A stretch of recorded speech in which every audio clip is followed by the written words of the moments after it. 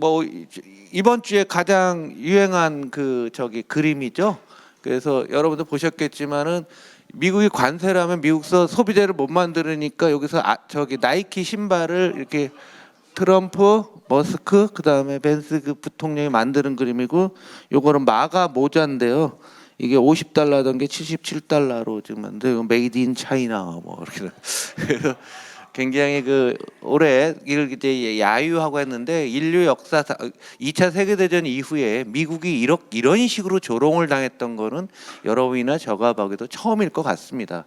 그래서 미국이 지금 과도한 조치들을 내놓고 있는데, 예를 들면 아마존에서 판매하는 게 70%가 다 중국산이라는 얘기죠. 그래서 가격이 안 올라가는 게 없어요. 그리고 제가 작년 연말부터 그랬잖아요. 사재기 할 거다, 사재기 할 거다 해서 미국 국민 일반 소비자만 이런 것들을 사재기하는 게 아니라 기업들도 중간재라든가 원재료를 사재기를 엄청나게 해놨습니다. 그래서 지금 경제 지표는 다 엉망진창이에요. 그래서 지금 나와서 뭐 좋네 나쁘네 이건 아무 의미가 없고요. 제가 2월 달에 얘기했잖아요. 5월 가봐야 알 거라. 사재기한 거 어느 정도 써야 되는데 지금도 계속 사재기하고 있어요. 계속 사재기하고 있는 그런 상황이고요. 그래서 재고가 유통업체들 있죠. 예를 들면 여러분이 옷가게를 하는데 중국서 싼 거 들어오게 되면은 이거 올라갈 게 빤하게 눈에 보이기 때문에 사놓는 거죠. 유통업체. 그리고 제조업들도 제조업 재고가 작년도 대선이 오기 작년 미국 대선 끝나자마자 재고를 계속 늘려가고 있는 겁니다. 요것 때문에 우리나라 수출도 괜찮은 거고요. 중국 수출도 지금 괜찮아요. 지금까지는 3월까지는 그런데 이제 4월 10일 지난 다음에, 그러니까 이번 주 정도부터는 본격적으로 물동량이 줄고 뭐 하겠죠. 그래서 지금도 관세 전쟁 어떻게 될 겁니까? 라고 하면 아무도 몰라요. 그거는 트아저씨 생각이기 때문에 모르는데 만만치는 않겠다라는 얘기죠. 그래서 미국이 처음에 상호 관세를 굉장히 높게 불렀다가 줄인 이유 중에 미국 기업들이 암암리에 저항이 많은 것 같습니다. 그래서 애플이 미국의 자존심이지 않습니까? 이거 빨간색이 중국서 만드는 거고 나머지 거서 만든다고 한 거예요. 그래서 인도로 생산을 전환했다라고 얘기를 하는데 어떤 사람은 20%라고도 하는 데까지 있지만 아직 인도에서 제대로 할 수가 없고요. 인도에서 만드는 아이폰의 부품은 또 중국서 가져갑니다. 그러니까 이게 별 의미가 없는 거죠. 뭐 이런 데서 만든 거예요. 테슬라 같은 경우 일론 머스크가 마찬가지죠. 테슬라도 중국의 판매 비중이 이렇게 굉장히 높은 그런 상태고요.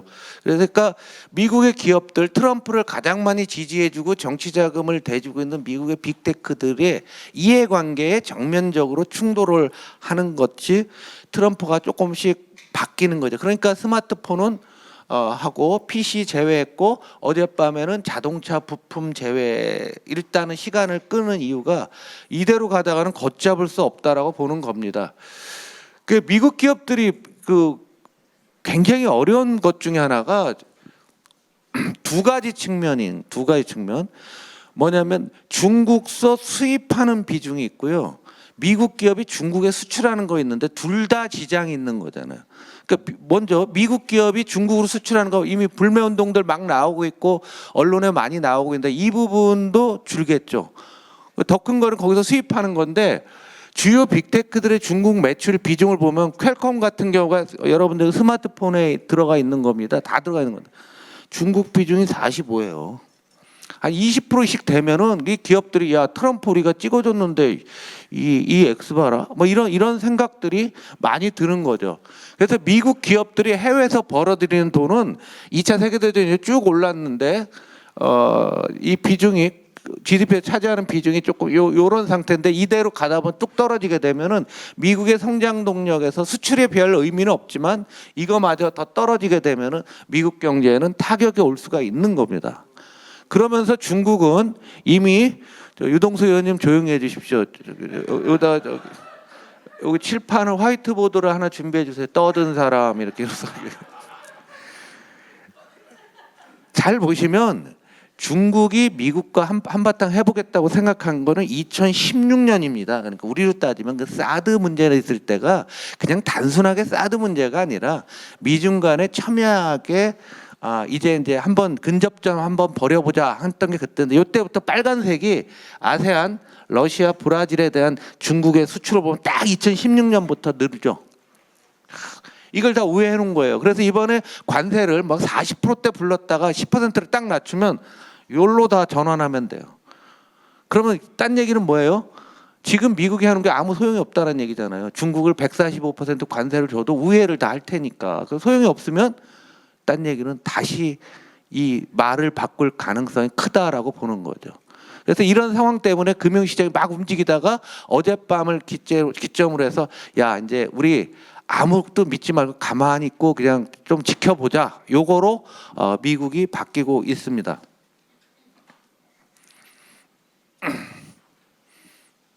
그런데 트럼프가 막 하는 거 있는 것 같지만 4월 초에 있는 대법원에서 보수 후보가 패배했고요.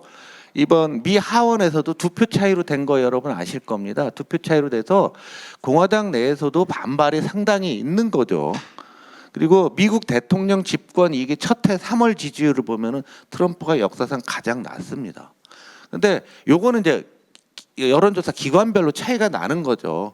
그런데 이번에 주가가 폭락하고 금리가 채권값이 폭락을 했는데 미국 사람들의 주식 보유 비중이 한 4, 50 나오지만 연금하고 우리로 따지면 국민연금하고 생명보험들도 우리가 예를 들어서 어떤 생명보험에 여러분들이 예금을 하게 되면 보험을 들면은 그 운용 자산의 절반 정도가 주식이에요, 미국은. 그러니까 미국 사람들은 자기 자산의 요거는 기억을 하세요. 60%가 주식입니다.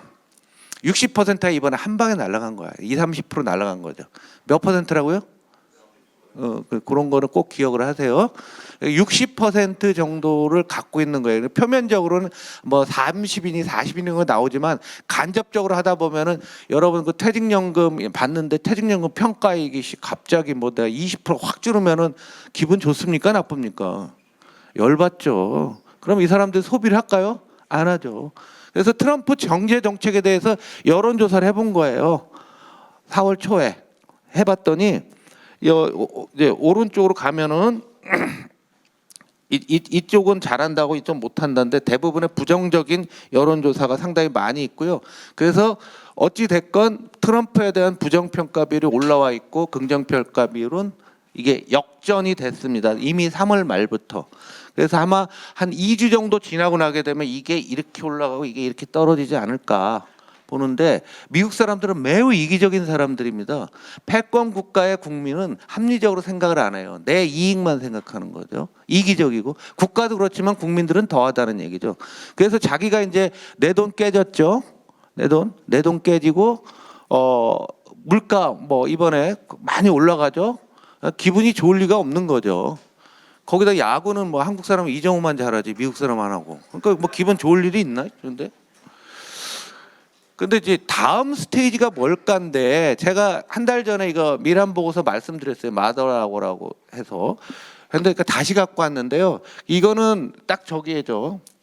고율의 관세를 뭐가 이거 나오기 전에 얘기한 거예요. 그래서 이 강의를 계속 오시면 미래가 예측이 됩니다. 고율의 관세를 부과하고 위안화를 절상하고 무이자 100년 국채를 주겠다 해서 되게 웃긴 얘기라고 우리 함께 했었는데 지금 고율 관세 부과했고요. 환율 아직 손은 안 댔는데 이 얘기를 또 할지도 모르겠다.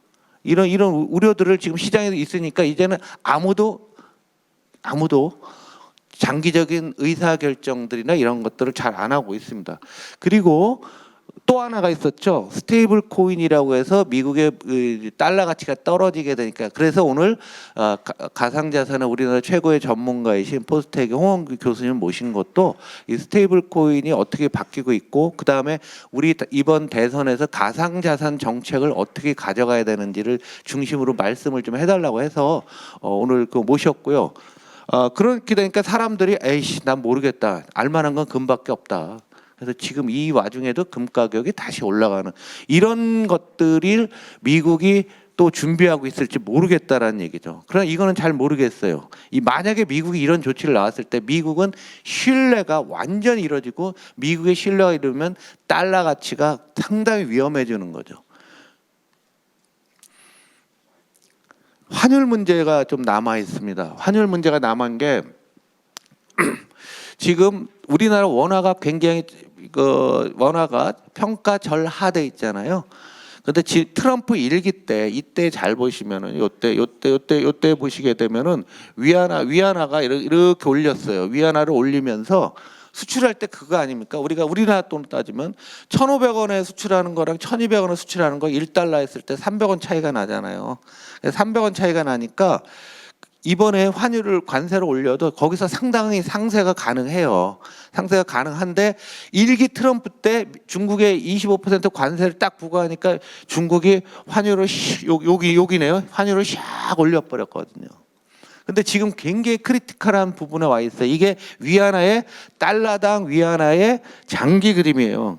그러니까 중국이 경제 개발을 시작한 다음에 8.4 정도에서 쭉 고정환율로 오다가 중국이 이제 WTO 가입하고 하면서 쭉 떨어져 갖고 얼마까지 갔냐면 위안화당 6위안 1달러당 6위안 초반 갔다가 씩씩씩씩 오는데 요 7.32 위안이 상당히 의미가 있습니다. 계속 여기를 지금 장기간 유지하고 있어요. 근데 지난주에 중국이 살짝 손을 떼니까 이게 7.4를 한번 갔다 왔어요. 그런 다음에 트럼프가 깨갱한 거죠. 그래서 중국도 이런 준비들을 하고 있고, 또 하나는 기축통화 문제는 나중에 다시 한번 말씀드리겠지만 제가 한 달 전에 한 겁니다. 이 외환 보유를 가지고서 중국이 미국 국채를 팔게 되면 어떻게 될까 하는데 실질적으로 지난주에 유사한 현상이 벌어졌어요. 중국은 2016년 딱 이 16년 여기죠. 이때부터 달러 미국 국채를 계속 줄여왔습니다. 계속 줄여왔어요. 그리고 그 줄인 걸 어디 갔는지 잘 몰랐어요. 금 샀다 뭐 했다 뭐 한 거죠. 그런데 요 줄인 게 요즘 얘기하는데 룩셈부르크, 벨기에, 덴마크 이런 나라 유럽으로 이동을 해놨다는 거예요. 그리고 얘들이 팔은 것 같다라고서 추정해요. 왜냐하면 팔은 결과는 2달 후에 나옵니다. 지금은 몰라요. 근데 중국이 자기네 거는 팔면 너무 속보이니까 뒤에서 딴 나라에다 이렇게 이전해놨던 걸 한번 툭 던진 거 아니냐. 그래서 미국이 굉장히 불안한 상태에서 툭 던진 거 아니냐라고 보는 거예요. 그래서 이런 나라들에서 하는 거고요. 또 캐나다랑 멕시코는 미국과 인접하고 있어서 달러 자산을 많이 갖고 있습니다. 그런데 얘들도 꼬랑지를 딱딱 조금씩은 내려놓은 거죠. 그러니까 미국의 금리가 일거에 10년 문계 3.5, 3.8에서 4.5까지 한 방에 올라 버렸어요. 그래서 지금까지는 뭐냐면 미국의 금리가 오르면 미국은 안전자산이니까 고금리 따라서 미국으로 돈이 들어가야지 하고서 미국으로 돈이 들어가니까 달러가 강세를 보였어요. 그러면 달러가 강세니까 믿을 만한 놈이 강해지니까 금값은 떨어지는 게 이게 기본적인 최근 10년간 어떤 흐름이었는데, 자, 이번엔 금리가 올라가는데 달러 가치는 떨어져 버리고 금값은 같이 올라 버리는 이상한 상황이 된 거죠. 그래서 이건 아직 해결된 거 아니고 트럼프가 국내적인 어떤 물가 상승이라든가 주가 폭락이나 이런 것도 있고 이 환율과 금리를 통해서 기축통화를 지키기 어려울지 모른다는 생각, 이런 것들의 압력을 상당히 가했던 것 같습니다. 그리고 우리 협상력이 굉장히 중요한데요. 이거 지난번에 전병서 교수님이 와서 해주셨던 건데 우리가 지금 이 상황에서 잘 보여야 되는 겁니다. 지금 협상하는 사람이 중국은 관료 출신이고요. 미국은 기업인이나 국회의원 출신이에요. 미국 국회의원들이 공부 안 하잖아요. 우리나라 민주당 국회의원만 못 하거든요. 우리는 매주 공부하잖아요. 그런데 잘 보시면 이 사람들 보면은 이 연세들이 장난이 아니에요. 나이들이 많은데 계속 거기서 협상만 한 사람들이라고요. 협상해야 될 달인들이에요. 그 이순 고위예요. 다 있고 이쪽은 지천명밖에 안 된다 이거죠. 이쪽은 관료 출신 기업인 출신. 저도 기업에 있었지만요 매크로한 거 잘 몰라요. 지금 협상하는 게 그렇지 않나요? 여러분들이 집 살 때 하는 협상 비슷하지 않아요? 미국 내가는 게 여기서 5억이라고 하면 에이 4, 5천 돼 안 돼? 안 돼 이렇게 나왔다가 또 저쪽에 꼬랑지 조금 내릴 것 같으면은 에이씨 그래 4억 6천 이런 식으로 국가 간의 어떤 협상을 하잖아요. 이거 기업인 출신들이에요. 트 아저씨와 뭐 지금 이 사람도 이런 뭐 재무장관 뭐 이것들이 이제 뭐 이런 식으로 접근하는데 정책과 국가 간의 관계는 이해 당사자가 전 국민이거든요. 그렇게 협상하는 거 아닙니다. 이건 진짜 고도의 협상술이 필요한 겁니다. 그런데 마치 뭐 우리 아파트 사듯이 하는 이런 거래들을 하고 있는 거죠. 그래서 하면은 아마 판판이 질 거다라는 얘기입니다. 더군다나 그 내부에서 분열이 생겨요. 처음에 강경파로 나왔던 이 상무장관이 루트닉이라는 얘 벌써 안 보이잖아요. 머스크도 잘 안 보이잖아요. 요즘은 이제 베센트 재무장관 인양반이 이제 혼자 다들 하고 있는데 70개국 협상을 뭐 한두 달 내에 끝낼 것처럼 얘기하잖아요. 그게 그렇게 됩니까? 그래서 하여간 올 상반기 내내 굉장히 어려울 것 같다라고 보시고요. 그래서 중국도 이제는 반대급부로 뭔가 이제 슬슬 나오고 있는 거죠. 여러 가지가 있는데 자, 보복 관세와 맞불 작전 이미 시작했고요. 환율은 한번 너 까불면 환율 한번 탁 해서 한번 보여줬고요. 그다음에 히토류도 그저께 뉴욕타임즈 기자 보니까 중국에서 히토류를 다 넣었는데 배에다 안 싣고 버팅기고 있답니다. 그런 기사가 났어요. 그러니까 이 히토류가 없으면 반도체도 못 만들고 2차 전지도 못 만들어요. 저 핵심 부품이니까. 그다음에 내수 확대 올인, 중국 기업에 중국 진출한 미국 기업 제재 이거 뭐 당연히 할 거고요. 미국 이외의 국가 기업 우대, 아세안 뭐 이런 거 다 할 거죠. 그래서 지금 일단 단기적인 거는 수출 기업들에게 환급세라고 해서 이제 지원해주고 환율을 약세를 용인하고 유동성 지원 세금과 뭐 이런 거 내수 뭐 할 텐데 재밌는 거는 좀 EU와 유럽과 중국의 관계는 상당히 높습니다. 그래서 중국 입장에서는 유럽 수출 비중이 거의 미국과 비슷해요. 그런데 중국 자동차에 대해서 미국 수입을 뭐 100% 이상 매기고 있잖아요. 근데 중국이 지금 EU도 미국이 압력을 넣어갖고서 BYD에서 27%, 뭐 GD 자동차 28, 그다음에 SAIC는 45%나 매기고 있는데 이걸 마치 내릴 것처럼 하는 거예요. 그러면 미국이 중국을 자동차 산업 특히 이런 거를 압사시키려고 하는데 유럽은 어차피 못 만들으니까 유럽으로 이렇게 나가게 되면은 큰 문제가 있다는 거예요. 그래서 지금부터는 상상력이 필요한데 현대자동차가 미국이 막히면 중국이나 다른 아세안 지역 간다고 했는데 중국이 아니라 유럽이나 다른 지역으로 가려고 했는데 중국과 유럽이 밀착하는 듯하게 보여지니까 또 현대차는 또 우리가 좀 공격하려는 하는 시장이 사라지는 그런 효과도 있습니다. 어찌됐건 시진핑은 오늘 베트남에 가 있습니다. 베트남에 가서 야 너네 지난번에 미국이 본심을 보여줬잖아. 46% 베트남에 보여줬으니까 야 우리랑 같은 편 먹자. 그리고 3주 전에 말씀드렸잖아요. 중국의 중간재를 베트남의 중간재를 한국 거 수입하다 지금 중국 거로 바꾸고 있잖아요. 바꾸고 있기 때문에 베트남이 굉장히 중요하고요. 그래서 베트남, 말레이시아, 캄보디아 오고요. 그 다음에 7월 달에 EU와 중국의 협상이 있는데 이번에는 중국이 EU를 갈 차례인데 EU에서 그냥 우리가 중국으로 갈게 이런 겁니다. 그러니까 EU는 버틸 힘이 있어요. 버틸 힘 있는 게 미국과 그 경제적인 관계는 소비재 정도거든요. 고가 소비재, 뭐 명품, 뭐 BMW 차, 뭐 해서 그렇게 크게 뭐 버틸만 하거든요. 유럽은 자기네 화폐도 어느 정도 강하니까 그러면서 지금 그걸 들고 있는 거예요. 그런데 이게 진짜로 그러면은 반미 동맹이냐 그렇지는 않을 겁니다. 그러나 미국을 경고하기 위해서 이런 움직임들이 계속 발생할 거다라고 보는 거죠. 우리나라 기업들 굉장히 어려운데요.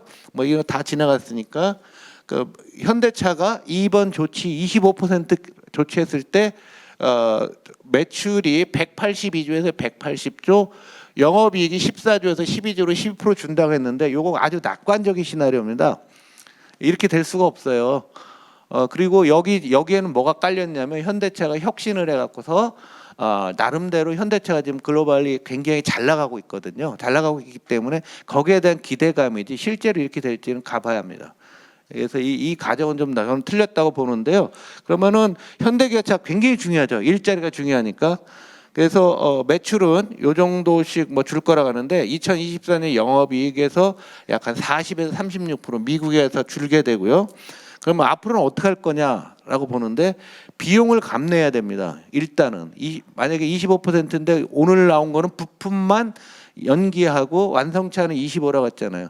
그럼 완성차가 25지만 우리나라 이제 비용을 감내하는 게 제일 먼저 환율에서 일단 먹을 게 있어요. 얘네들은 1,300원에도 수출 가능한 애들인데 지금 1,450원, 60원 가잖아요. 지금 20원대 왔죠. 어찌 됐건 거기서 좀 먹을 수 있는 게 있고요. 그 다음에 비용을 사내에서 줄이죠. 이 비용 줄이는 게 또 다르게 얘기하면은 인원을 자를 수가 있다. 그래서 우리 고용 문제로 나올 수가 있는 거고요. 그 다음에 인센티브나 이런 거 다 줄일 거 아닙니까? 그러면 또 우리 기재위의 세수가 또 줄겠죠. 네? 삼성전자도 안 돼 세수 줄지, 현대기아차가 이익 줄이니까 또 세수 줄지, 일자리 문제 생기지. 그럼에도 안 되고 본인들이 혁신해서 좋은 차를 만들면 판가를 인상하고 그러면서 시간을 벌다가 현지 생산을 확대하는 거. 이게 현대차의 전략입니다. 그래서 그 얘기고요.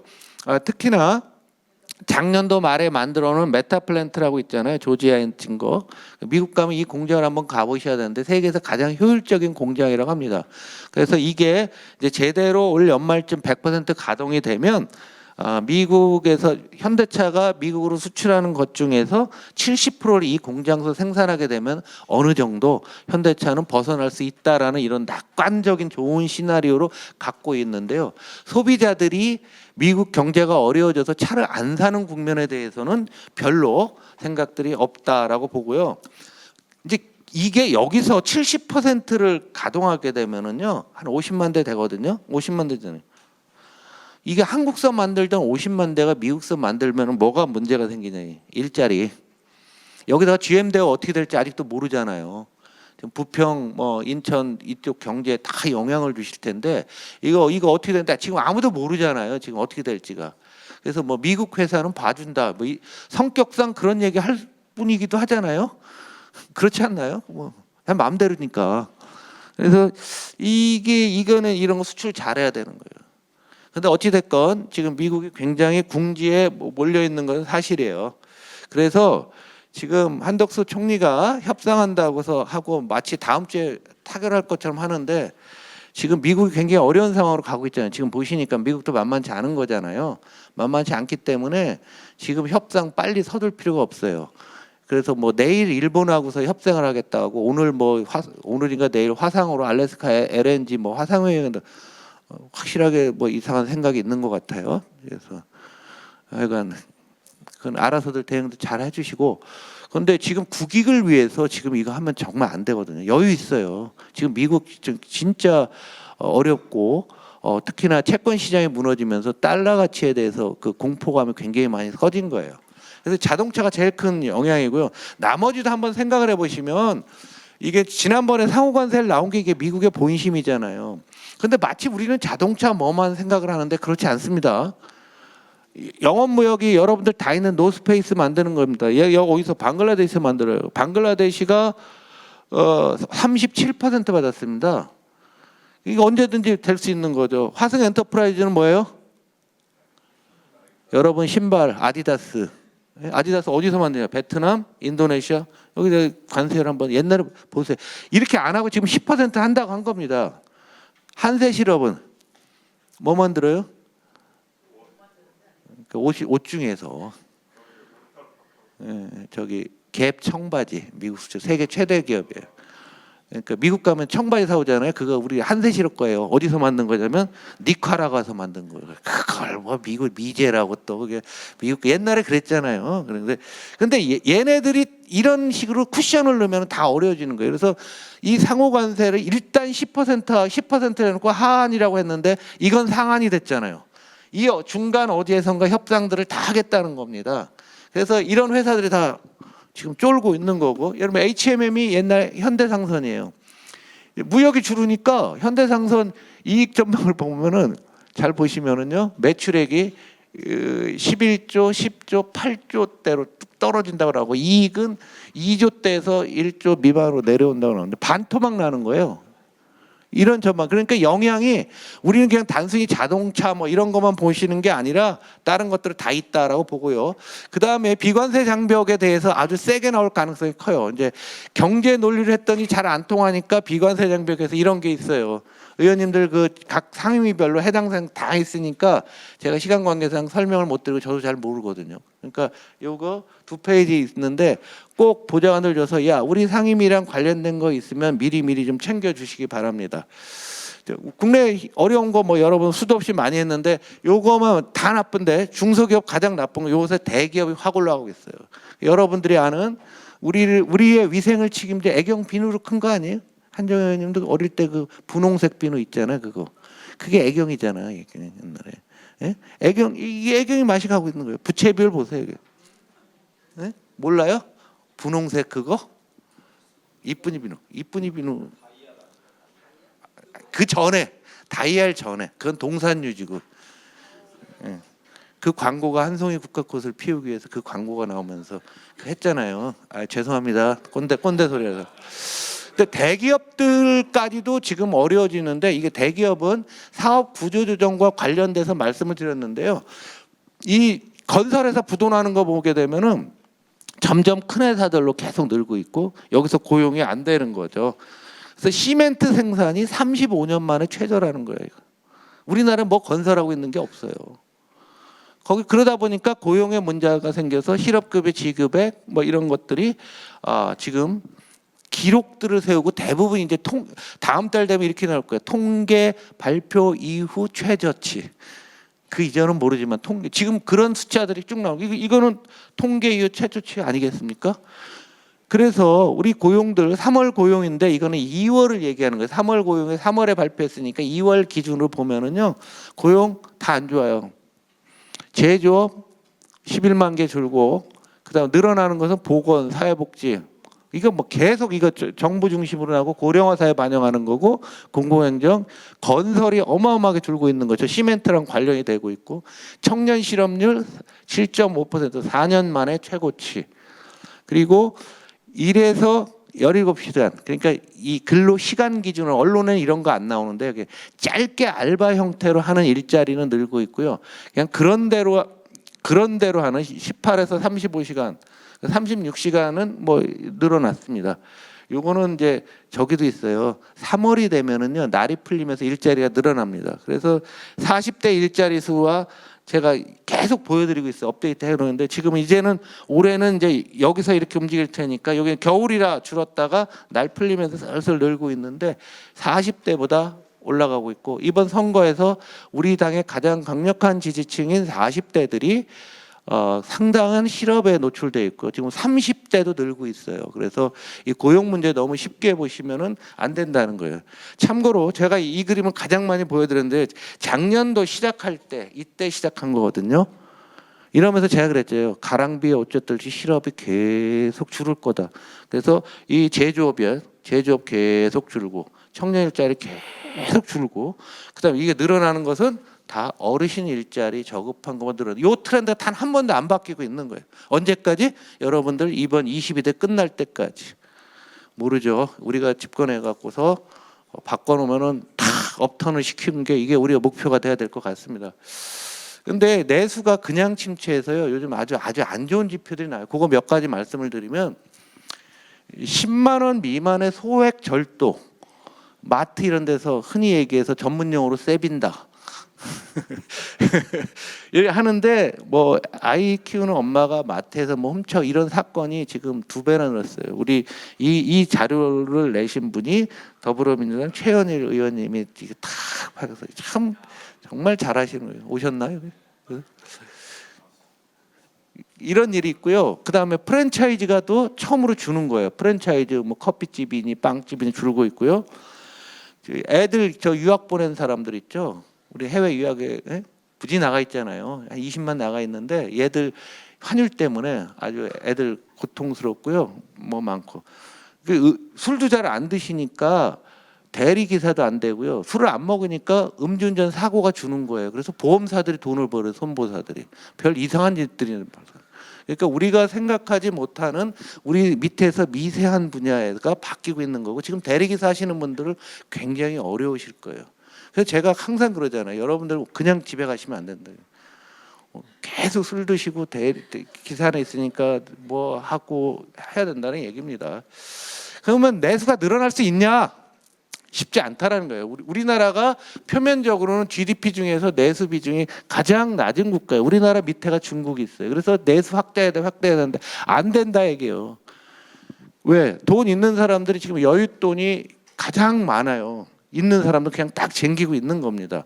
그런데 이걸 보세요. 지난달 강남 3구에서 2월 달에요. 3월 달에 아파트 산 10명 중 4명이 갭 투자를 해요. 아직도 부가 돈이 있는 사람들은 부동산과 관련돼 있는데 강남 3구의 갭 투자 비중을 보는 거예요. 그러니까 파란색은 강남이고 회색은 서울전태인데 2025년 1월에 이랬는데 보시면 이 와중에 3월 달에 갭 투자비가 더 늘잖아요. 토지거래 허가구역을 지금 지정했다가 너무 많이 올라가니까 올라갈 때 편성한 거죠. 그러다 이번 다시 지정한다 뭐 하는데 또 줄을지는 모르지만 자산이 이런 식으로 운영이 되는 겁니다. 과거에도 말씀드렸지만 소득 5분위 상위 20%는 당신네들 빚이 뭐가 있냐 그랬더니 담보대출, 집 살 때 대출 받아서 사고요. 또 그다음에 임대보증금이 있어요. 갭 투자해갖고서 전세자금 받은 거. 이게 두 개가 부채가 전체의 90%가 넘는 나라입니다. 그래서 소비가 구조적으로 늘기 굉장히 어려운 측면이 있다라고 말씀을 드리고요. 또 하나 중요한 거는 여러분 이제 지역민들이 근데 여러분 자료에는 없는데요. 한국은 투자, 투기, 도박, 게임이 똑같은 나라가 됐습니다. 그래서 굉장히 어려운데 이번 국면에서요. 한국 투자가 세계에서 피해가 가장 컸습니다. 여기 잘 보시면 반도체주를 3배로 움직이는 거예요. 그러니까 반도체가 100원 올라가면 요거는 3배가 올라가는 건데 3배 떨어질 때는 3배로 떨어지는 겁니다. 그 회사 이름이 SOXL이라는 일종의 펀드로 보시면 되는데요. 여기 보시면은 딱 보시면 70 나오죠? 지금 여기 얼마예요? 7인가? 얼마 되죠? 예? 10 넘었어요? 많이 반등했네. 70에서 한 방에 갔는데 이 회사 주식의 95%를 한국 사람이 갖고 있어요. 요 아이온큐라고 여기 이제 양자 컴퓨터 하는 회사인데 한국 분이에요. 근데 이 회사 주식의 30%를 한국 분들이 갖고 있어요. 그러면 이번에 서학개미로 약 700만 보는데 우리나라 국장하는 한국 투자가들도 깨졌지만 해외 나간 사람들은 깨진 게 아니라 전문 용어로 작살 났습니다. 그럼 소비가 늘까요? 굉장히 우리 분위기가 침체될 거예요. 그럼 여기서 강하게 반등을 하면 되는데 반등 어렵다니까요. 미국이 명확한 조치를 내려면 앞으로 2-3달이 걸려요. 이 국면에서 여러분들이 선거를 치르셔야 되는 겁니다. 굉장히 어려운 부분이고 계속 업데이트해서 드리겠습니다. 이어서 우리 포스텍 포항공대 홍원기 교수님께서 가상자산과 관련해서 이 스테이블 코인이라든가 이 가상자산 정책이 굉장히 중요합니다. 또 청년층과 관련되니까 한번 잘 들어보시기 바랍니다. 저는 마치겠습니다. 감사합니다. 이게 내리는 거예요. 요거는 올리는.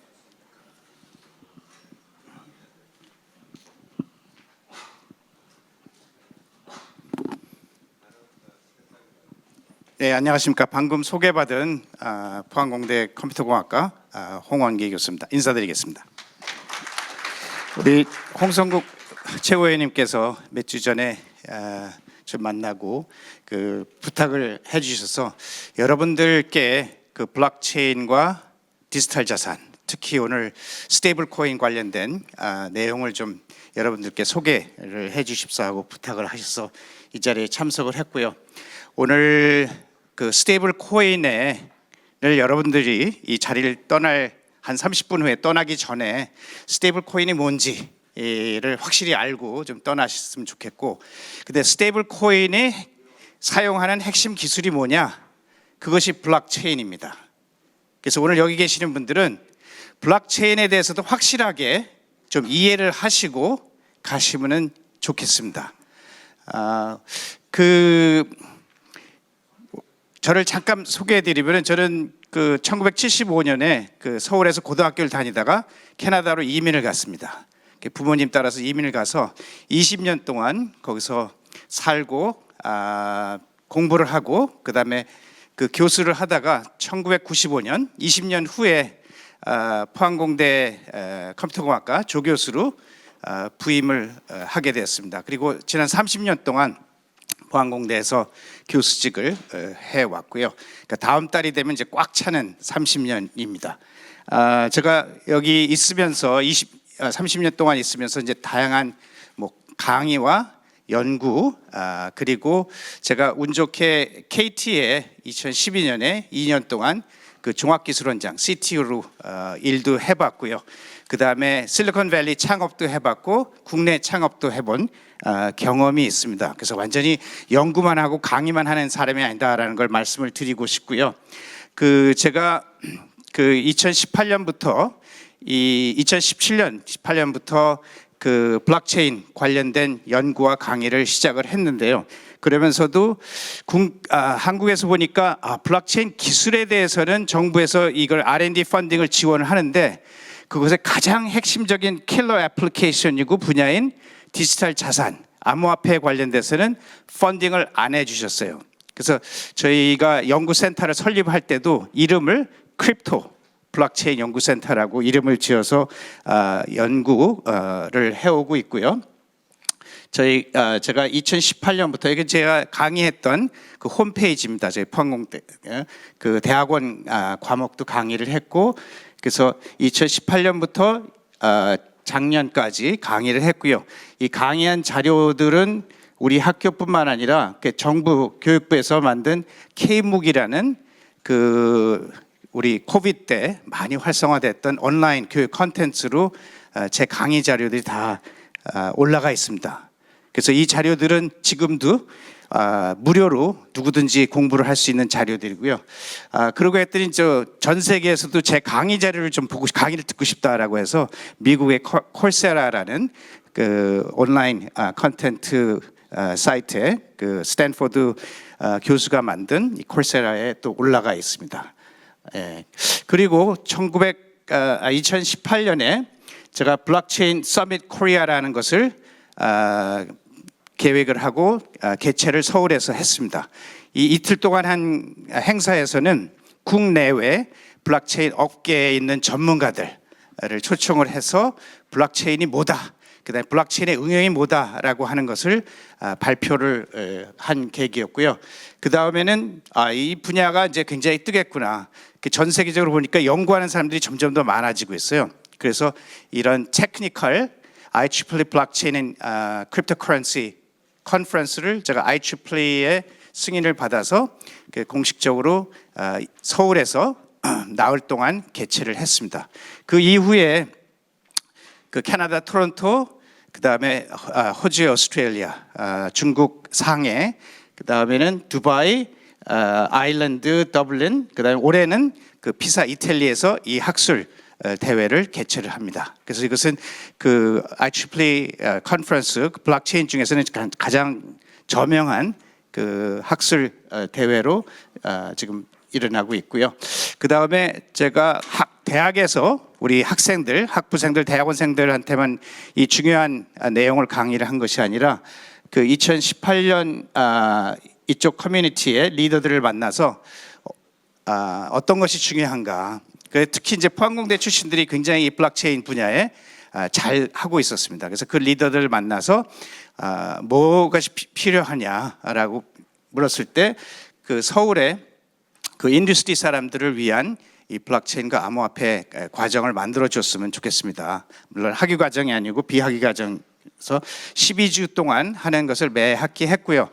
그 코비드 할 때 코비드 기간에 2년 반 동안 잠깐 쉬었습니다. 그래서 지금 강남역인 데서 지금 하고 이번에도 한 48명 정도가 수강을 하고 있고요.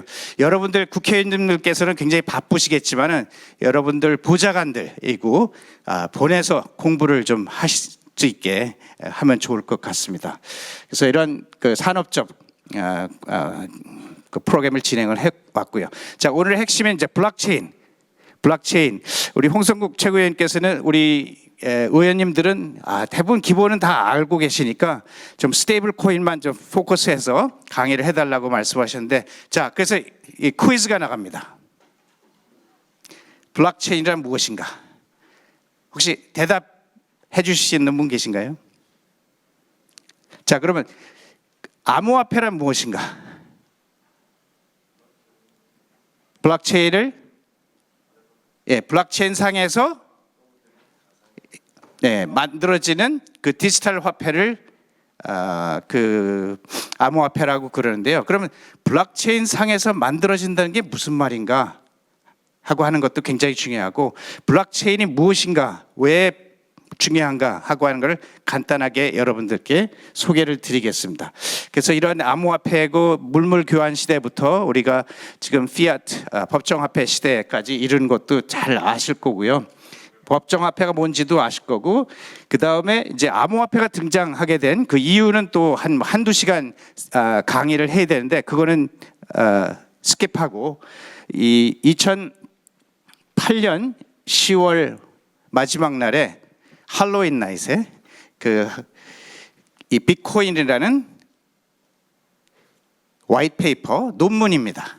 논문이 발표가 됐어요. 우리 논문 같은 거는 제가 아까 소개해드렸던 ICBC International Conference on Blockchain Cryptocurrency 같은 거는 연구를 뭐 한 1년씩 하고 그 결과를 이제 논문화해서 제출을 하면은 전문가 심사위원들이 서너 명들이 심사를 해서 이 논문은 여기서 채택이 돼서 발표된다 안 된다 하는 것을 굉장히 엄정한 심사 규정을 갖고서 합니다. 근데 이것은 심사를 거치지 않고 인터넷에 그냥 나왔어요.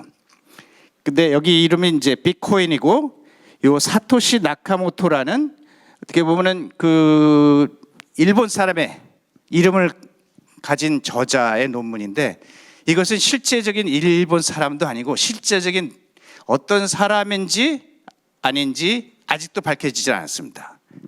그래서 익명의 또는 익명의 그룹이 이걸 썼다라고 지금 돼서 지금 16년이 됐는데도 이 저자가 누군지 모르고 있어요. 아무튼 이 논문을 바탕으로 해서 나온 그 시스템이 이제 비트코인이고, 비트코인 네트워크가 이 세상에 탄생을 합니다.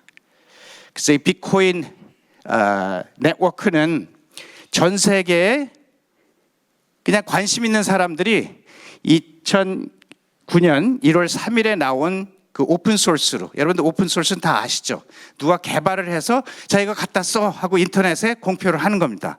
그거를 다운받아서 컴퓨터에 설치를 하고 이거를 네트워크에 연결돼 있으면 바로 연결해서 참여를 할 수 있는 거예요. 그래서 누구나 참여할 수 있는 오픈 네트워크입니다. 그래서 이 사토시 나카모토라는 익명의 사람이 이 오픈 소스를 개발을 해서 전 세계에 공표를 합니다. 그리고 연결돼서 시작이 되었고요.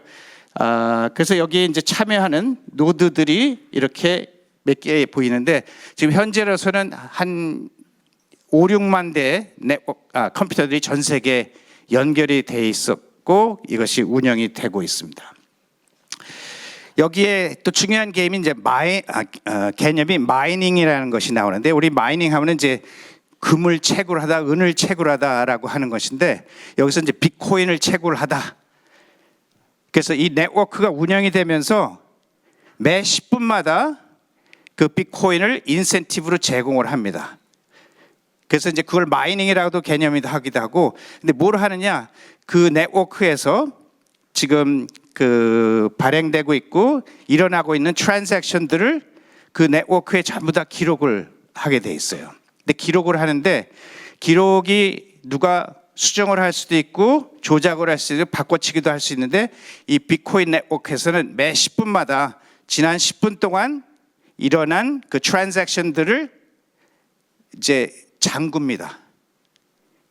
이 블록체인이라는 컨테이너에 데이터를 집어넣고 잠궈요. 그 잠그는 역할을 하는 사람들을, 그 컴퓨터들을 마이너라고 합니다.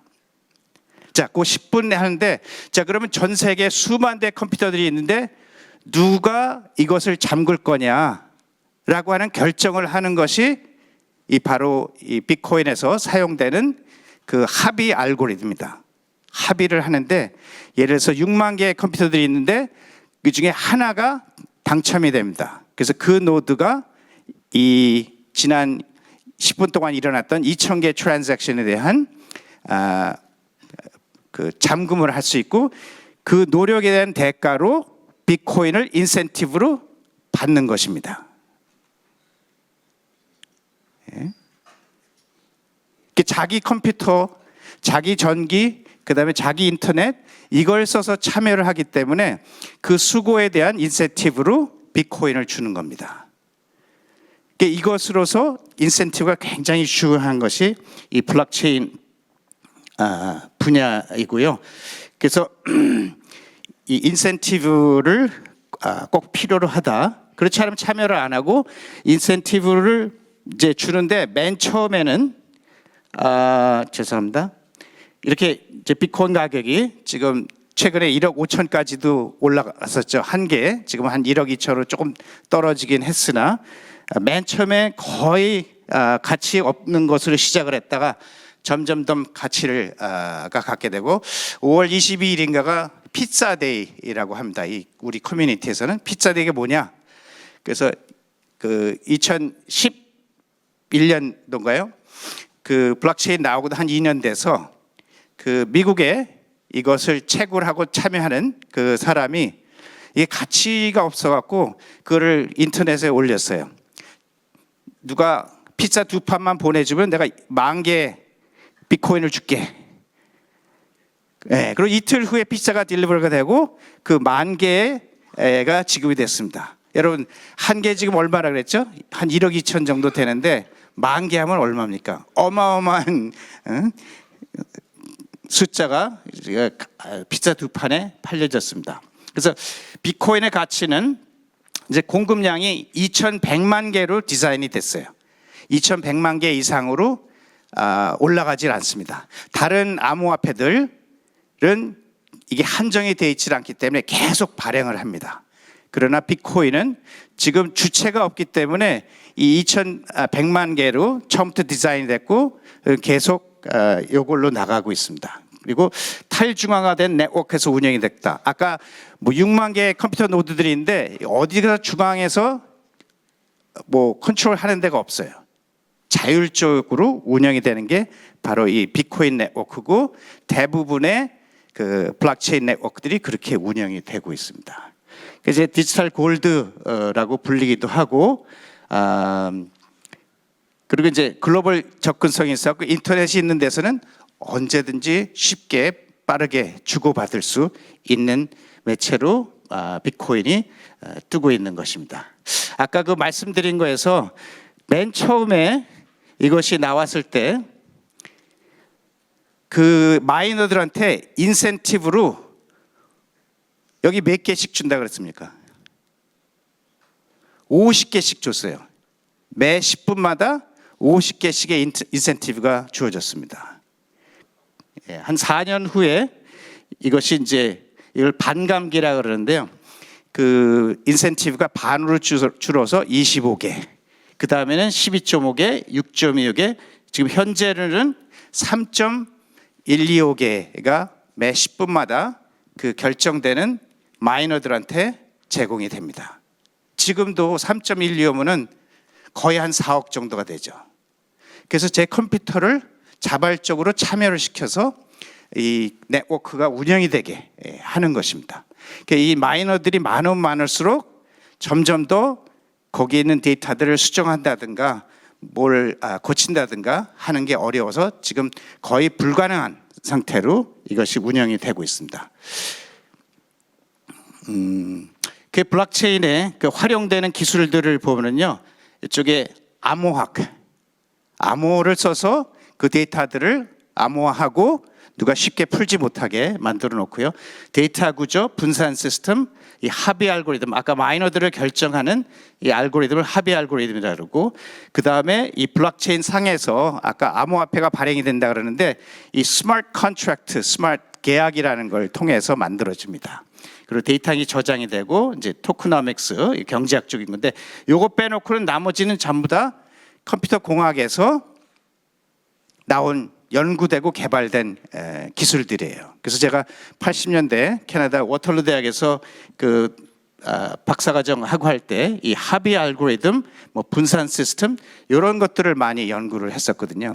그래서 제가 다시 이것을 이제 접하게 되고 연구를 할 때 이거 옛날에 내가 연구했던 분야인데 하고 해서 쉽게 이제 갖고 올 수 있었고요. 그래서 맨 처음에 블록체인 이 비트코인 화이트 페이퍼를 제가 소개를 드렸는데 거기에서는 블록체인이라는 용어가 없습니다. 블록체인 용어가 없고 그것을 사용을 하다가 몇 년 뒤에 컴퓨터 사이언티스트들이 보니까 저건 우리 컴퓨터 분야에서 사용하는 블록들 개념 거기다가 데이터들을 트랜잭션 기록들을 하고 그다음에 이걸 체인 형태로 연결을 했네. 그래서 이제 블록체인이라는 개념이 나오고 사용이 되고 있는 것입니다. 여기 중요한 건 이제 블록체인의 투명성.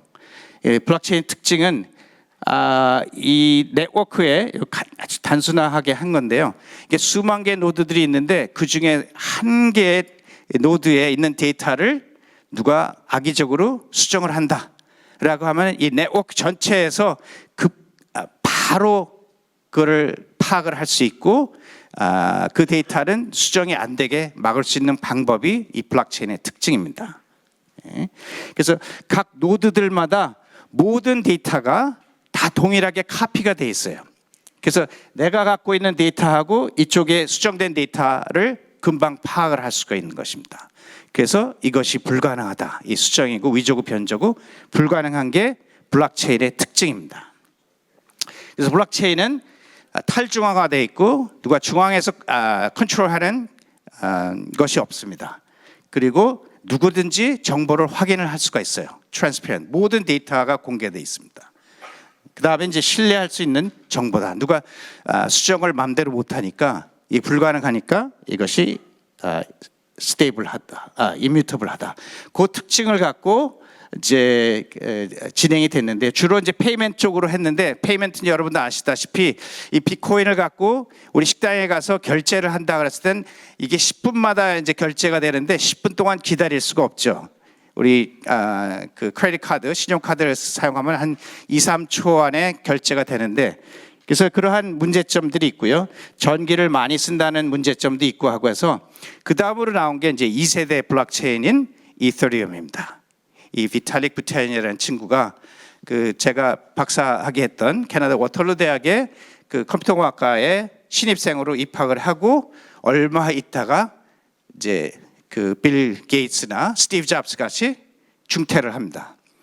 그리고 개발하고 한 것이 이더리움이라는 2세대 블록체인입니다.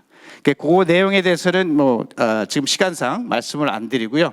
비트코인과 이더리움의 비교 테이블인데 이게 트랜잭션 처리 용량이 비트코인만 한 2배로 이더리움이 많아졌다라고는 하지만은 아직도 비자나 마스터카드 트랜잭션 1초에 2만 3만 건 하는 거에 비해서는 굉장히 턱없이 부족하죠. 그러한 문제들이 있어서 또 그 후에 3세대 블록체인들이 이제 탄생을 합니다. 그래서 지금 그 이후로 수백 개의 블록체인들이 탄생을 했고 할 때마다 이제 암호화폐가 발행이 되고 했습니다. 그러니까 블록체인 응용으로서는 이제 아까 말씀드린 탈중앙화, 투명성, 그다음에 신뢰성이란 기반으로 해서 그러니까 디지털 신원 인증이라든가 유통망 관리, 그다음에 이제 다음 달에 있을 투표, 요것을 사용을 하면은 정말로 누가 조작을 못하고 지금 불법 선거 얘기를 많이 하고 가는데 그리고 비용도 절감하고 그 다음에 결과가 투표가 끝나고 1분 안에 바로 나옵니다. 이 기술을 정말로 우리나라가 써서 리딩을 해야 된다고 저는 생각을 하는데 그 다음에 이제 디지털 금융이라든가 헬스케어, 그러니까 기록 관리, 중고차 거래, 이 사기치는 인간들 이거 사용하면 사기를 칠 수가 없습니다.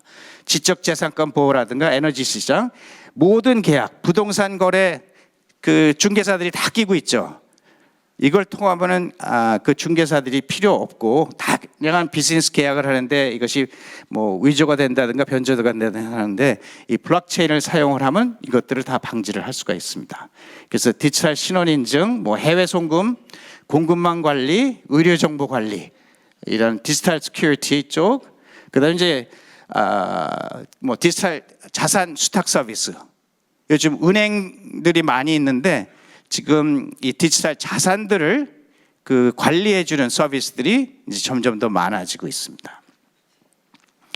탈중앙화라는 거는 그 중간에 뭐 은행이라든가 정부라든가 이런 기관들이 끼지 않은 그 피어 투 피어로 이 거래되는 것을 말합니다. 이것이 이제 그 블록체인의 핵심 특징인 것이죠. 그다음에 다양한 금융 서비스들이 지금 만들어지고 점점 더 고도화되고 있습니다. 그래서 기존 금융, 그 트래디셔널 파이낸스에 비해서 이제 탈중앙화 디지털 파이낸스들이 나오고 있고요. 자, 그래서 암호화폐에 대해서 말씀을 드렸는데 아까 말씀드렸던 그 암호화폐고 하는 것이 이런 특징을 가진 투명하고 탈중앙화가 되고 그다음에 그 신뢰를 보장하는 이런 블록체인 상에서 그 스마트 계약으로 만들어지는 것이 이 암호화폐입니다. 암호화폐 종류에 보면은 이 페이먼트용으로 나온 것들이 있고요. 그래서 이제 비트코인이라든가 라이트코인이라는 게 대표적이고, 그다음에 이제 플랫폼형 코인, 다양한 블록체인 애플리케이션들을 만드는데 필요한 그 플랫폼으로 이제 이더리움이 많이 사용되고 있고, 최근에 이제 솔라나라고 하는 또 최신형 그 블록체인이 인기를 끌고 있고요. 스테이블 코인. 그래서 요거에 대해서는 좀 더 자세히 이따 설명드리고요. 그다음에 이제 이 블록체인의 프로토콜 정책을 결정을 하고 하는데 사용되는 가버넌스 토큰과 특정 서비스 플랫폼 이용에 필요한 유틸리티 토큰, 그다음에 이제 밈코인이라는 것들이 있습니다. 이 블록체인 토큰들을 뭐 코인들을 출시할 때 하는 거는 예전에 ICO라고 해서 2017년, 15년, 16년에 굉장히 전 세계적으로 파퓰러했고요. 우리나라에서 이 ICO를 2017년 가을에 이제 못하게 중국 정부 같이 막았고요. 그다음에 IEO라고 해서 거래소들을 통해서 이 심사되고 상장되는 방법으로 만들어지는 것이 있고 시장에 나오는 것이 있고요. 그다음에 이제 탈중앙화, 이게 Decentralized and Exchange 약자인데 IDO라고 하는 형태로 또 나오는 것들이 있습니다. 그래서 저는 나중에 잠깐 말씀드리겠지만 이 IO로 하는 방법이, 이 ICO는 누구의 통제 없이 이제 투자가 되고 그거를 기반으로 해서 블록체인 토큰들이고 코인들이 나오는데, IO로 하면은 좀 더 컨트롤할 수 있는 그런 형태로 나올 수가 있는 것을 이제 추천을 드립니다. non-fungible 토큰이라고 NFT하고 해서 뭐 이런 예술 작품들, 뭐 그냥 개 사진 같은 것들이 엄청난 그 비용으로 판매가 되었고, 그다음에 이제 예술 작품들이랑 수집품, 게임 아이템, 뭐 부동산, 골동품 등이 토큰화돼서 이제 거래가 되고 하고 하는 것도 블록체인 기반으로 non-fungible 토큰이라는 개념으로. fungible 하다라고 하는 것은 우리가 갖고 있는 돈, 화폐, 달러가 되건 한화가 되건 서로 주고받아도 전혀 문제가 없는, 교환할 수 있는, 그걸 이제 fungible이라고 하고요.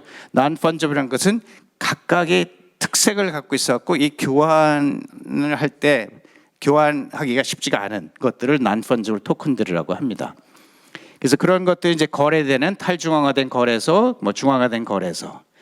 그 다음에 이제 security token offering, STO하고 그 증권 토큰을 발행을 한다라고 했고, 지금 해외 선진국에서는 이것이 가능해서 우리 빌딩이라든가 자산들을 토큰화해서 그 조각으로 판매하고 거래를 할 수 있는 것을 지금 가능한데, 지금 한국 정부에서 이제 이 제도화를 한 2년 전에 시작을 했는데 결국 지금은 정지된 상태에서 아무 데도 못 가고 있는 것입니다.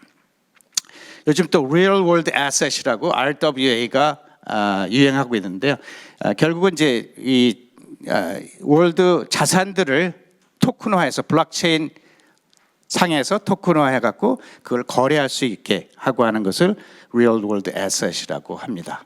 이 밈코인이라는 것이 최근에 또 나와 갖고 인기를 끌고 있는데요.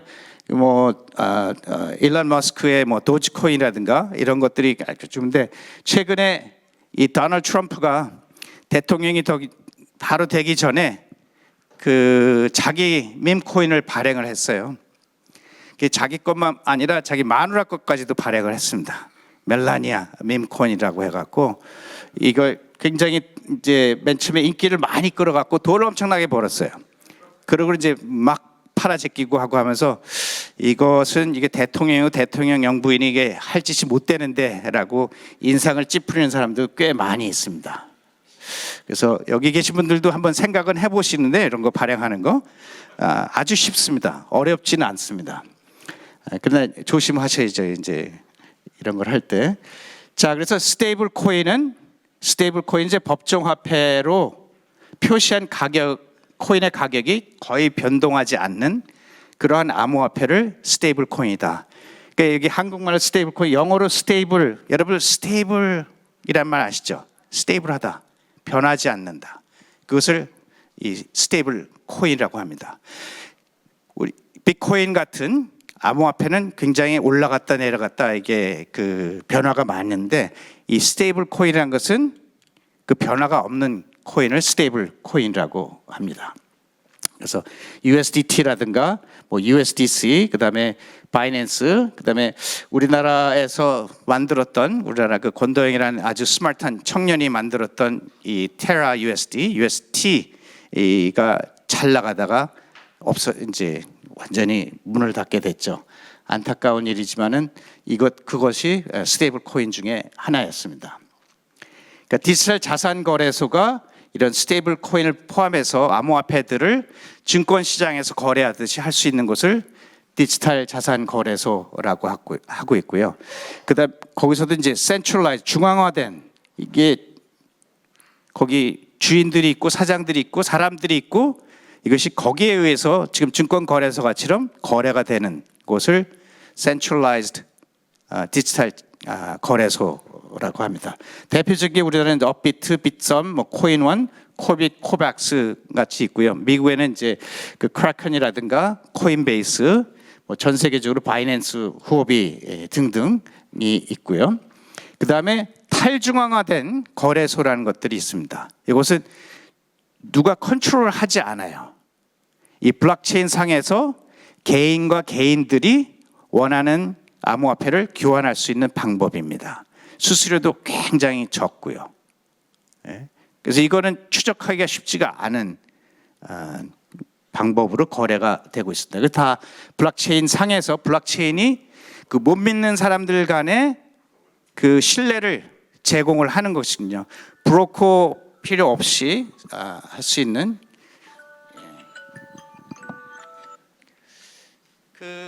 그것을 탈중앙화, Decentralized Exchange라고 하고요. 거래소가 이 디지털 자산 거래소는 365, 24시간 운영이 됩니다. 그다음에 우리 여러분들 지갑에 뭐 5만 원권들 화폐, 크레딧 카드 갖고 있듯이 이 암호화폐를 받고 가지고 보내고 하려면 지갑이 필요합니다. 이것은 이제 디지털 암호화폐 크립토 월렛이라고 하고 하는데요. 여기에 이제 종류가 몇 가지가 있고요. 이렇게 종이 지갑도 있고요. 그다음에 모바일 그 스마트폰에 모바일 앱으로 사용도 할 수도 있고 그것을 이제 따로 저장 USB 같은데 저장도 할 수가 있습니다. 디지털 자산 거래소의 지갑도 하나씩 만들어주고요. 여러분들이 거래를 계좌를 만들면 자 스테이블 코인에 대해서 아까 말씀드렸듯이 암호화폐는 가격 변동이 많습니다. 그러나 그러고 하고 했을 때 이게 판매하고 구매하고 일론 머스크가 그 비트코인으로 그 테슬라 자동차를 판매하겠다라고 2, 3년 전에 얘기도 했었는데요. 그렇게 되면 이제 비트코인 가격이 올라가면은 그 판매자들한테는 좋은 거고, 그걸 이용한 사람한테는 이제 손해 보는 뭐 등등의 이게 문제가 있습니다. 그래서 아까 말씀드렸듯이 법정화폐 그 달러라든가 등등의 그 패깅된 그 암호화폐를 스테이블 코인이라고 했죠. 그래서 스테이블 코인은 이렇게 USDT는 US 달러 중에 가장 파퓰러한 스테이블 코인인데요. 이 테더라고 하는 회사에서 만들어낸 이게 스테이블 코인인데 가격이 거의 일정합니다. 다른 스테이블 코인 US 달러를 패깅한 것들도 마찬가지고요. 지금 보면은 스테이블 코인의 종류가 이렇게 US 달러나 뭐 유로나 재패니즈 옌이나 이런 법정화폐를 기반으로 하는 것들이 있고요. 그 다음에 암호화폐를 담보로 잡아서 발행하는 또 스테이블 코인들이 있습니다. 그리고 이런 알고리즘 기반으로 해서 만든 스테이블 코인들이 있는데 요거는 요즘은 거의 사용은 안 되고 있고요. 미국에서 이제 불법으로 못하게 하고 있고 한 것이 이 알고리즘 기반입니다. 그래서 스테이블 코인은 지금 보면은 전 세계적으로 USDT가 한 64% 마켓 셰어를 갖고 있고 USDC 이것은 미국에 있는 회사고요. 100% 미국 부채를 기반으로 해서 발행을 한 것이고 이것이 한 24.5%. 그 발행을 한다는 것이 이게 산다 그랬을 때 누가 산다 그랬을 때 그만큼의 미국 그 채권을 사서 그걸 담보로 발행을 하는 것입니다. 지금 관련법을 보면요, 유럽의 미카라고 해서 미카가 Markets in Crypto Assets에서 그 유럽 차원의 통합 암호 자산 규제 프레임워크로 작년에 본격 시행이 됐습니다. 그래서 거기에 이제 스테이블 코인 발행 요건, 그래서 준비금 1대1로 꼭 담보가 있어야 된다. 감시 체계를 갖추고 그다음에 AML KYC 규정 준수를 해야 되고 그다음에 소비자 보호, 시장 안정성을 확보를 해야 된다라고 하는 것이고요. 스테이블 코인의 종류들이 뭐 일렉트로닉 머니 토큰이라든가 아니면 가산 참조 토큰, 그리고 여기서 중요한 건 이제 EU 내 법인만 발행을 EU 스테이블 코인을 할 수 있다라고 하는 것이고요. 일본에도 이미 그 스테이블 코인화 제도가 돼서 2023년부터 진행이 되고 있고요. 그다음에 홍콩에서도 스테이블 코인 허브로 지금 전환을 하고 있고 홍콩 내 법인으로 별도 라이선스가 취득을 하면은 이 스테이블 코인을 발행을 할 수가 있다라고 하는 것입니다. 그래서 최근에 미국의 이제 지니어스 액트라고 해서 2월달에 이 스테이블 코인 관련된 법안을 발의를 하고 지금 통과 중에 있고요. 아마 이번 7월달 내로 이것이 통과를 할 것이다. 라고 예측을 하고 있습니다. 근데 여기서는 이제 그 글로벌 기업들이 이것을 발행을 하는 것을 미국 회사들 당연하고요. 그리고 글로벌 기업들이 발행을 할 수 있게 하겠다라고 하는 것입니다. 그래서 아까 우리 홍성국 의원님께서 최고위원님께서 말씀하셨듯이 트럼프 행정부의 디지털 자산 전략에 이 스테이블 코인이 굉장히 중요한 역할을 하고 있습니다. 그래서 스테이블 코인을 한국에서도 발행을 할 수가 있어요. 불행하게도 지금 법안이 없어갖고 그거를 하면은 이제 조금 이따 또 끌려갈 수도 있고 하고 하는데 이것을 지금 국가 전략 자산으로 해서 지금 비트코인을 한 100만 개 이상을 비축하겠다. 이걸 갖고서는 그 지금 빚진 거를 많이 좀 갚겠다라고 하는 야심을 갖고 있고요. 이것을 발행을 할 때 미국 국채를 담보로 해서 발행을 하는 것이 바로 이 지니어스 법안입니다. 그래서 그 달러 패권 강화 및 이제 국채 금리 안정화의 효과를 기대를 하고 있는 것이 도널드 트럼프 행정부의 그 전략입니다. 자, 이제 마지막으로 제가 여러분들께 당부드리고 싶은 것이 몇 가지가 있는데요. 지금 이 분야가 우리나라가 리딩을 했었습니다. 2017년, 18년까지만 해도 전 세계 1등을 하고 있었는데 그 ICO를 못하게 하면서 그 아까 말씀드렸죠. 블록체인 애플리케이션, 블록체인 응용들, 블록체인은 그 인센티브가 굉장히 중요하다라고 했는데 그 ICO를 못하게 하니까 그 해외로 젊은 사람들이 다 떠났습니다. 우수한 인재들이 다 떠나서 그 싱가포르 또는 뭐 두바이, 아부다비 이런 데로 많이 나갔어요. 이 법정화 스테이블 코인 뭐 시장은 굉장히 크고 계속해서 발전을 할 거라고 하는 데이터이고요. 요거는 아까 말씀드렸던 거고, 이 스테이블 코인의 활용도에 대해서 말씀드리면 이제 결제 및 송금이 기존 방법보다 훨씬 우수하다. 예. 그다음에 지금 암호화폐 거래소, 그게 중앙화 거래소가 되건 탈중앙화 거래소가 되건 이게 기축 통화로 스테이블 코인이 사용이 되고 있습니다. 그다음에 신흥 시장에서 금융 접근성이 향상이 되고 있고, 국내에서는 동대문 시장이나 남대문 시장 가면은 해외 바이어들이 와서 이 결제를 지금 스테이블 코인으로 하고 있습니다. 이런 상황입니다. 그러니까 이랬을 때 그 디지털 산업을 위한 지금 명확한 법계 규제가 없습니다. 대한민국에. 이것이 가장 큰 문제입니다. 을 하라고 그러는지 말라고 그러는지, 이게, 그리고 그 제가 운영하고 있는 그 블록체인 및 디지털 자산 전문가 과정에 많은 수강생들이 이쪽으로 사업을 하고 싶어 하는 사람들이고, 거기 강의하는 사람들도 실제로 사업을 하는 사람들인데, 거기 보면은 그 친구들이 많이 떠나고 있어요. 왜냐하면 국내에서 뭘 하려고 그러면은 못하게 하는 건지 안 하는 건지 모른다. 그래서 불안해서 이제 떠나는 겁니다. 그래서 이러한 명확한 법과 규제가 필요로 합니다.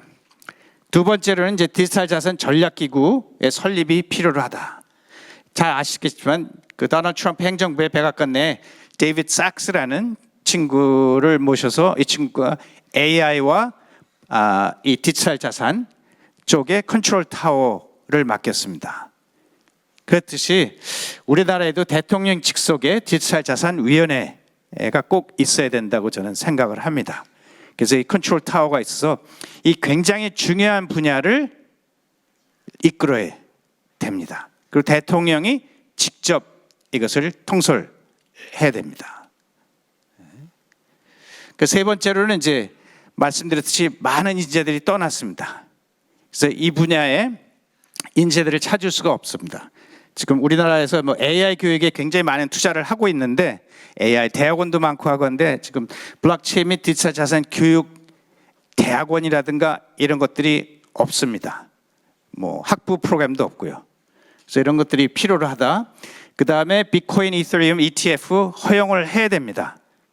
작년 그 초에 그 미국 그 SEC가 비트코인 ETF를 승인을 했지 않습니까? 그리고 홍콩에서도 당연히 지금 ETF를 허용해서 하고 있는데 우리나라는 못 하고 있다. 여기 지금 많은 투자자들이 돈이 나가고 있습니다. 여기에 투자하고 싶은데. 그다음에 이제 한화 및 미화 스테이블 코인을 발행을 허용하는 것을 제안을 드립니다.